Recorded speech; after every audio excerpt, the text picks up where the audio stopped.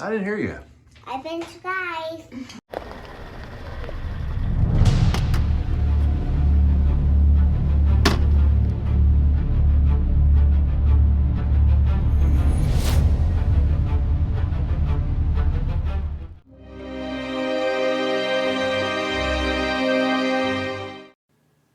This is the crop as it was planted, and here we're looking at real early spring for 20. It was planted in 20, the fall 20, following soybeans. Shadow planted it for us with a Case IH drill, 5400 drill, about 125 pound an acre, and that's what we put on. And right here, you're seeing a spot it's a little low, it's damp, needs some drainage, but it did get going. Later on, you'll see a little bit better shot of it. Could have been better, sure could have been better, but not too bad for a first go of triticale for our farm. And so, hopefully you can take the different things and learn from us, and we all grow together. This is about 26 acres of triticale. This was Sherry and Lila's experiment, and we're going to cut it here and do baleage. Having the fella come and bale it up and wrap it, and we're going to see how this does, and we're going to turn around and plant corn into it. Now it is May, but that's the way things go. Anyways, this is a cross between rye and wheat, I think it is, but it's supposed to be really good for cattle, and so this is our experiment. Shadow Man is coming there, if you can see him. He's going to bring his mower and tractor and mow, as well as we're going to use the New Holland 6750H disc mower. This is a 9 foot. Shadow's is 11 foot something. He just flies. I can't even keep up with him. Anyways, so this is the experiment. So we'll let you know how this goes. All right, the race is on. So here we go. We're cutting. Tomorrow we'll be raking and baling. As soon as we get it raked and baled, we're going to move it. As soon as we get it moved, then we'll run and put the manure on it. As soon as the manure is on it, we'll till it in. Somewhere in there, I gotta kill this stuff. I don't know exactly where that's going to fat out. We'll have to chemically kill it, and then we'll plant it in the corn. That is the hope. We'll see. We'll see how this goes. All right, stay tuned.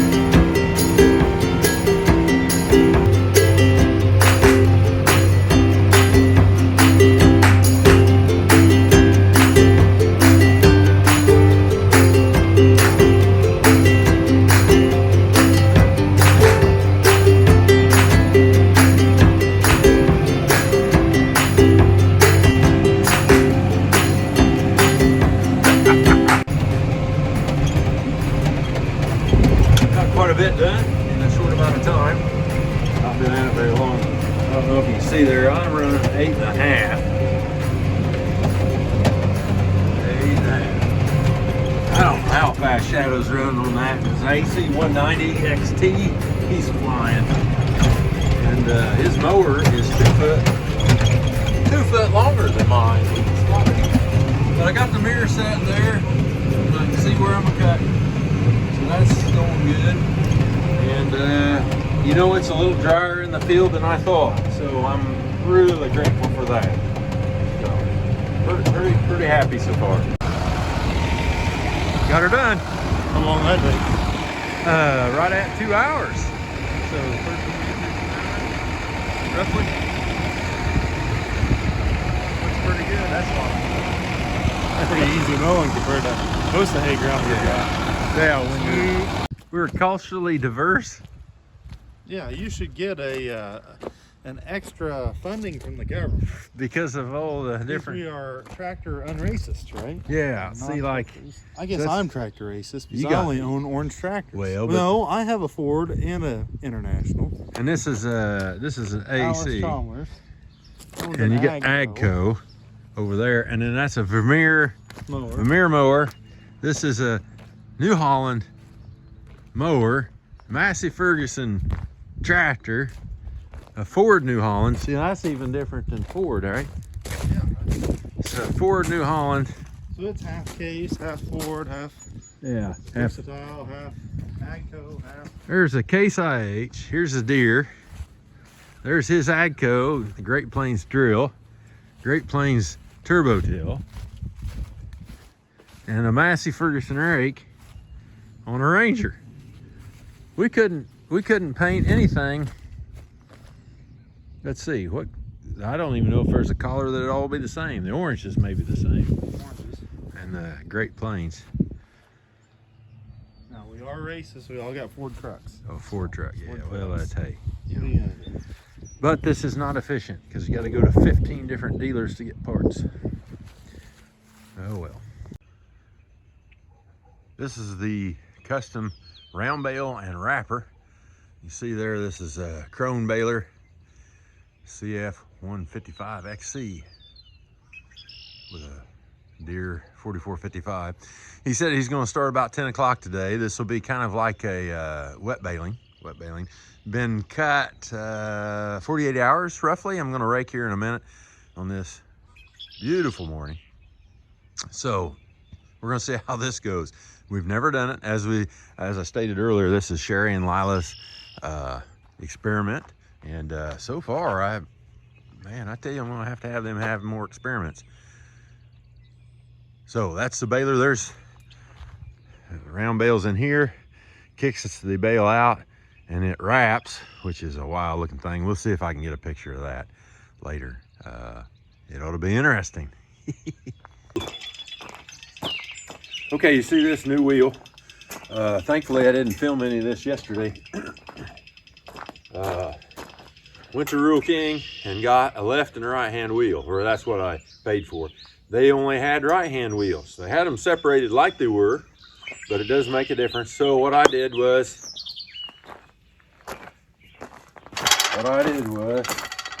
if you unbolt the plate, you reverse the plate, it becomes a left hand or right hand. This is the case, this is a left hand rake wheel. The reason I was replacing it, and you see, well, here's one here, tooth gone. But this one had multiple teeth gone. Actually, this wheel here was worse. But on today's Bible reading I was doing in the Bible app, if you don't have that, it's a cool app. It's readily available on your phone. It's the whole Bible in whatever version you're comfortable with reading. You can compare versions. But it also has devotionals. Well, today's devotional is about Paul. It's rethinking, teaching me to rethink. He was reframing how things were going. So he wanted to go and preach. He wanted to preach. He wanted to tell people about Jesus. That's what he wanted to do. And he wanted to do it in a specific town, Rome. Well, what happened was he ended up in prison, in jail, he was chained to a guard in Rome. So he had to go to Rome to do it. Every person he was in contact with was chained to him. They had to listen to what he had to say about Jesus. Everywhere. All of the guards eventually in that prison were chained to him. Now, it didn't say that all the guards were accepted Christ. It didn't say that at all. But the point of it was, he took something that was bad. This was incredibly a pain in the rear end. He took something that was bad and turned it into something good. So what can I say? This is helping me to get myself under control and my patience together in order to be able to continue. Because I'm not handling things very good. I don't handle stress very good anymore, it seems like. I'm not handling the anxiety that comes with it. So, reframe it, right? It's on there. We're ready to go. So this is a wheel rake. This is what it looks like. The hay is funneled into the middle, makes the windrow, and windrow is what is picked up by the baler. So we're gathering the loose grass that has been cut, or in this case, triticale. We're gathering that up, and we're moving forward. Well, we're out here, we're raking. Don's helping me. Right, Don? Yeah. It's still a little early. Looks like at least 3 times of raking to get this picked up with our old rake. It's old V-rake, wheel rake, and it's been wore out for a while. But part of it simply is this needs more of like a power rake, a PTO driven rake, maybe would be better. And it's wet and it's heavy, so we're putting along.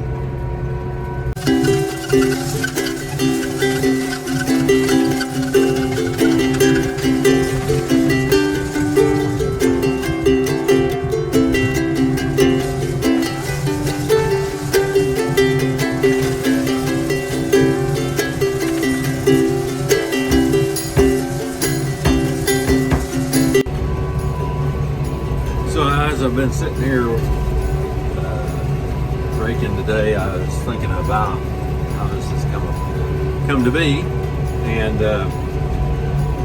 brings me to the memory of Caitlin going to our local junior college, had taken some ag classes, and she come home, she was really excited. She said, "Dad, what we really need to do for the cattle to make things better is to do silage.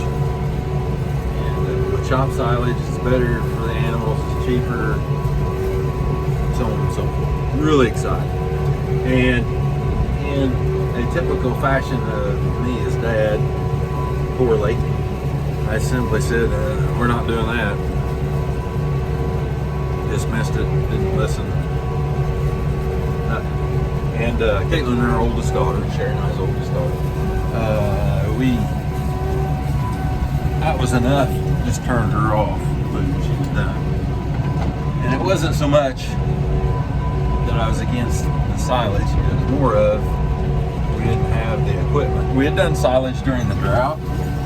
I had went out and bought a silage chopper, and we put silage up because there wasn't any ears. And it was an enjoyable thing. The cows ate it, and it worked out okay. But we other than, well, I put it on the ground, covered it with a tarp. We didn't have any type of infrastructure for that whatsoever. But instead of me entertaining the idea and talking through it with her, I just simply dismissed it. And I'll tell you, this particular experiment, Sherry and Lila have asked me to do. They wanted to do a cover crop. They wanted to try it. Our original goal was to graze it and graze it off, then plant corn. But the spring's been boogered, too cold, wet. So in reality, this is going to work out. It may work out really well. Due to the price of corn, we'll be able to feed this, and this will make a really good feed for our cattle. So instead of just saying no this time, I didn't do a very good job, but I didn't say no. We planted the cover crop. We did it after a bean crop. I planted some on a landlord, again for the same thing, forage. It is keep everything from eroding. We have no erosion. We have ditches, but we have no erosion. And now we're going to have some feed. Now, it's not without its learning curve. It's part of life, right? It's going to take some effort. I've had to buy some equipment. We did find a fellow to unveil it, which I'm very grateful for. I need to think through the ideas. I need to look at things outside the box, outside of what is normal. And if I have vacant ground over winter, why not use it? Why not use it? So just a reminder that we're never too old to learn. Every day should be a learning experience. and we can grow if we want to, if we choose to. So I'm a pretty slow learner, so I'm choosing to learn today. You might notice, let's see here, I don't know if you can notice, but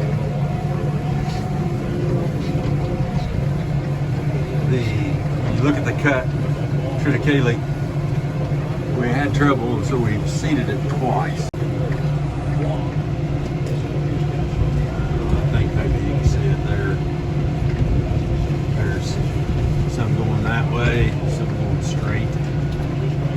Anyways, that's what went on there. We didn't feel like we were getting it on heavy enough, and so we come back to it. About to get done raking. Raked it in some places 3 or 4 times. It's kind of almost like this is 26 acres, about like raking 75. So it will take a different type of rake next time, but it's not the end of the world. They did get started baling, and I'll try to get up there. I'll try to get up there and look it over. He is up there whipping out bales.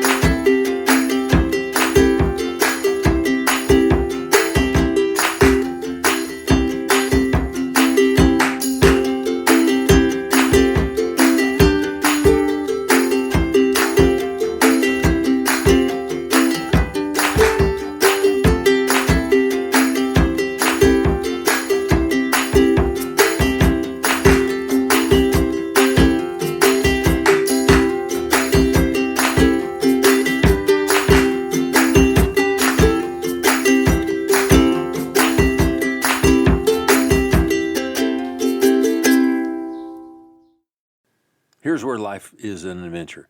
It rained a couple different times, and again, it was late May, so we ended up getting this planted May 27th of 2021, and had a beautiful stand, really very good stand, good singulation, everything looked good. It was coming along. However, Like and subscribe on YouTube and follow us on Facebook. Ask your questions so we can all learn together. Come and grow with us.